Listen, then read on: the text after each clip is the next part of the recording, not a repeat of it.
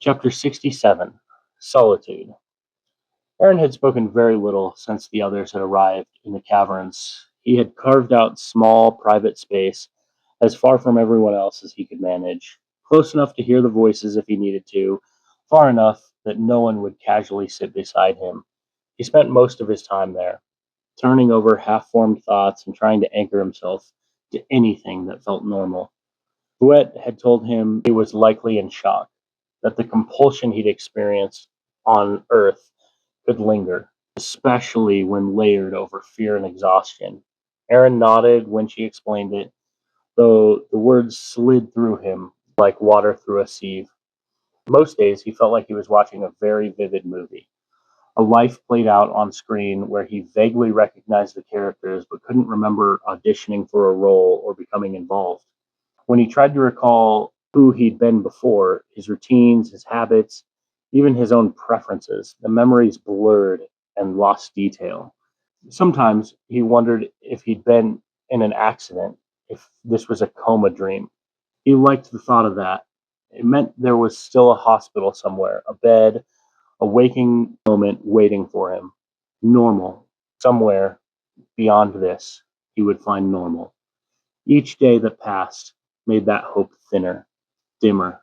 Sometimes he found himself crying without realizing when it started, thinking about work, about Emily, about the small, dull irritations of a normal life he could gladly take back in exchange for this impossible place. At first, he ran because he was told to. Now, he ran whenever he couldn't focus, whenever the dream seemed too much. Just a short time ago, Ryland and Vouet had been speaking about him as though he weren't there. To be fair, Aaron wasn't sure he had been. He replayed their voices as his feet carried him down the endless halls. I don't know, Rye. It seems like it's getting worse, Vouet had said, her alien eyes scanning him like she was searching for an invisible wound. You said he seemed normal when you spoke with him, Ryland replied, studying Aaron the same way. Sometimes he does, Vouet said. Sometimes he understands everything, and then he just vanishes, like this.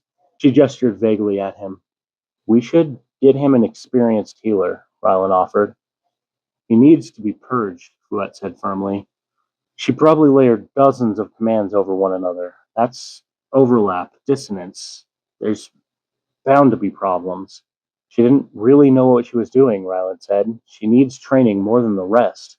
Purge us both, Fouette insisted. I'll go back and get her.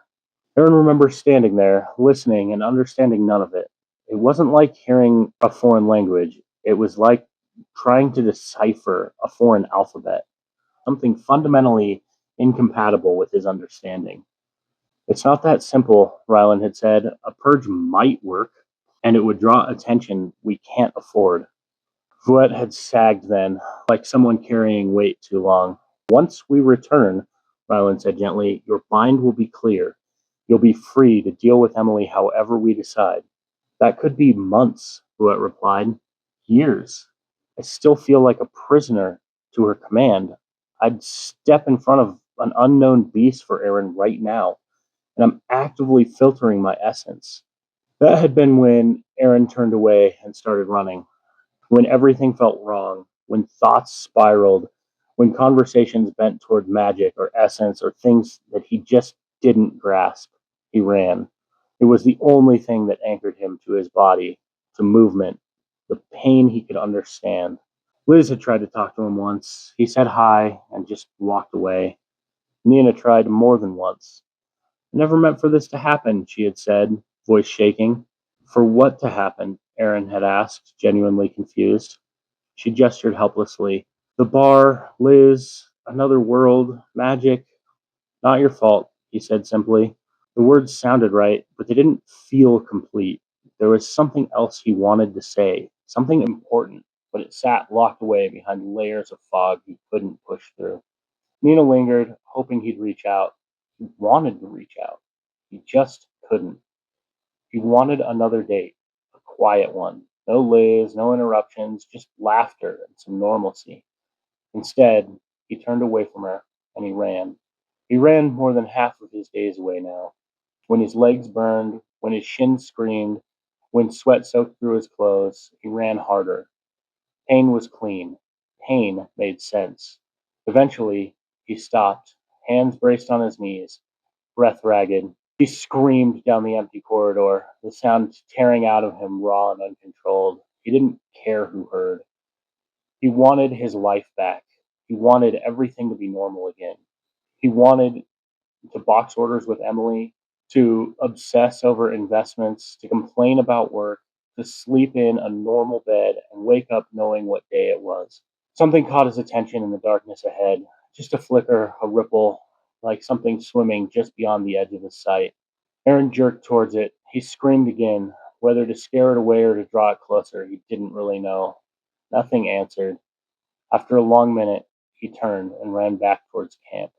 He didn't know how far he'd gone. He didn't know how long he'd stayed. He didn't know anything anymore. And the worst part, the part that scared him more than the caverns, the magic, or the strangers, was that he was beginning to wonder if he would ever know anything again.